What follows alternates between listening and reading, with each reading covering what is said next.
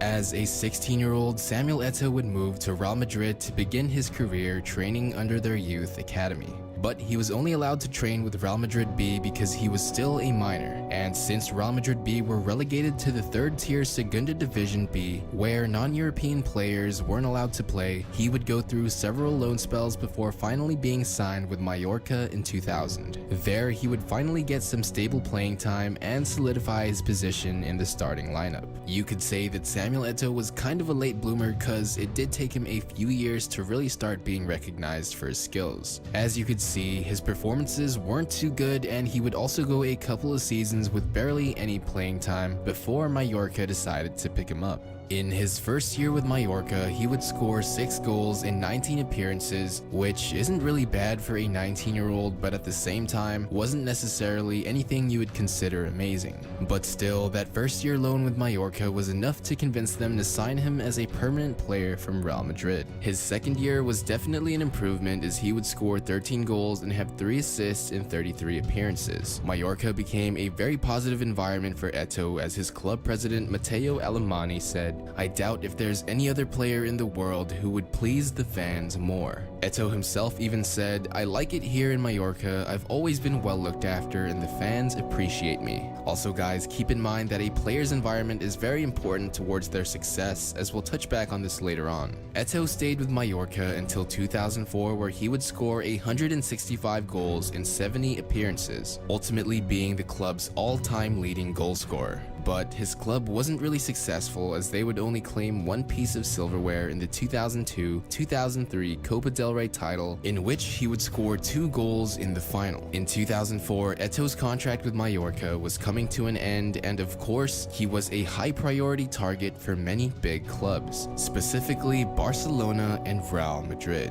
Now, before we move on to his days with Barcelona, which is where I'm sure almost all of you guys really remember him from, just know that Papa Florentino Perez over at Madrid was going on an absolute war against Barca to try and sign Eto'o, which I find pretty funny cause he used to be in Real Madrid, but they just never gave him a chance, and now they really wanted him. So Eto'o would end up signing with Barcelona as he felt he would have a better environment there and already had a grudge towards Madrid, even though they were willing to pay him a lot more.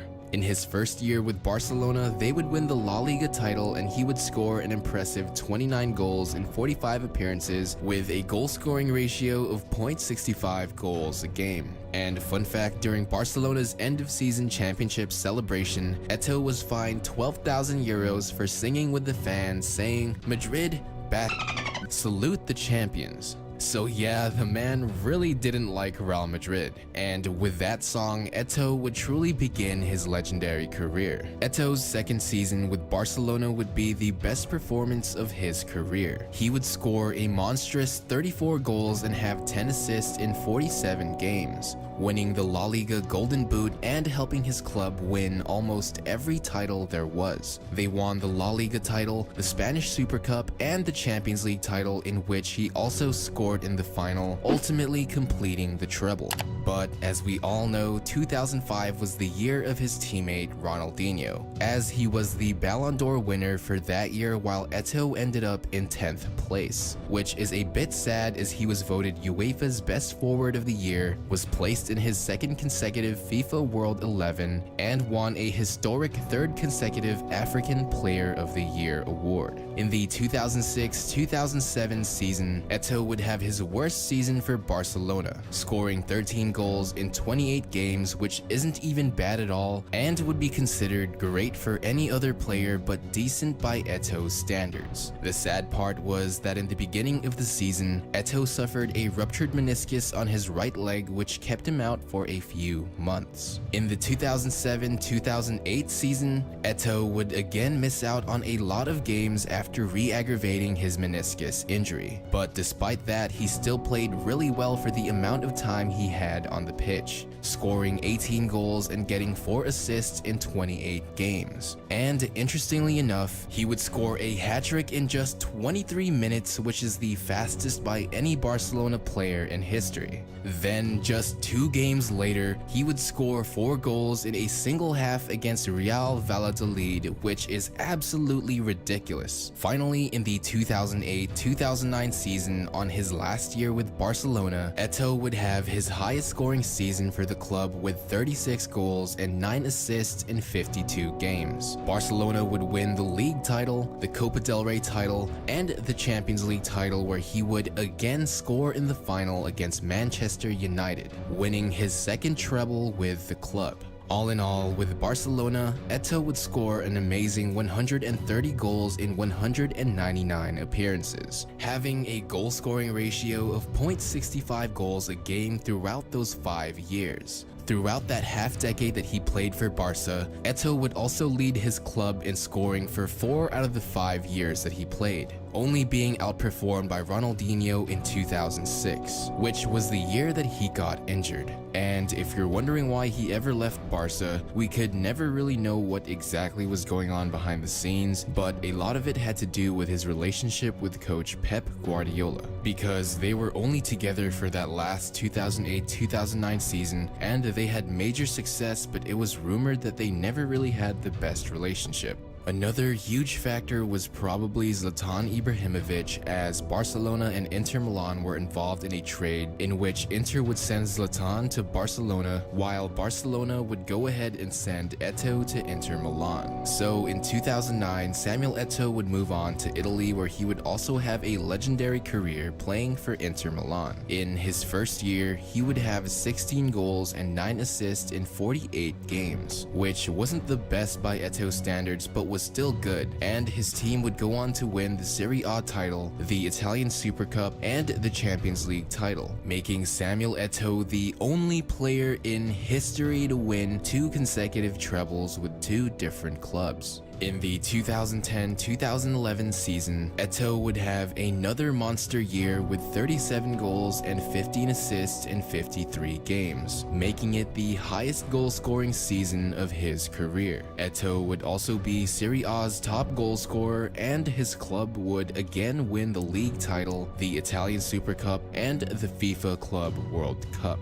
After having such success with Inter, the media started to make this sort of narrative that compared Eto'o to Zlatan, as they were involved with that trade a couple of years back. And I guess Eto'o kind of took it a bit personally because he felt like he had something to prove. He would go on to say, "I'm Samuel Eto'o and I don't want to compare myself to anyone. I believe the victories I've earned up to now can contribute to giving the right value to my name." With Inter Milan, Eto'o would score 53 goals in 102 appearances, scoring just a bit under 0.52 goals a game.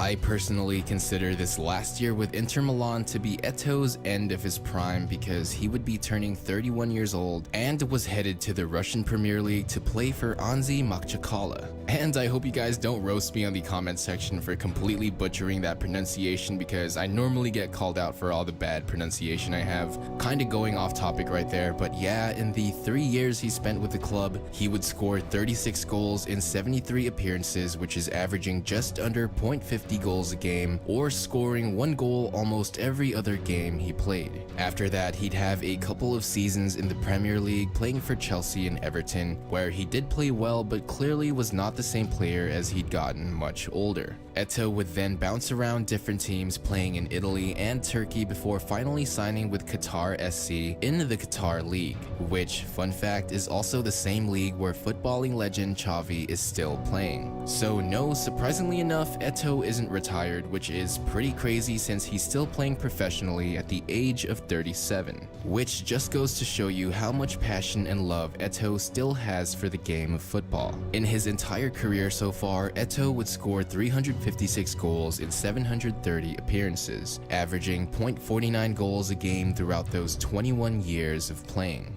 Eto'o is also widely considered to be one of, if not the greatest African player ever. He won the African Footballer of the Year a record 4 times, is the African League of Nations all-time goal scorer, and his country of Cameroon's all-time goal scorer as well. So I'm sure we'll all miss him when he finally does decide to retire, as he really did have a legendary career.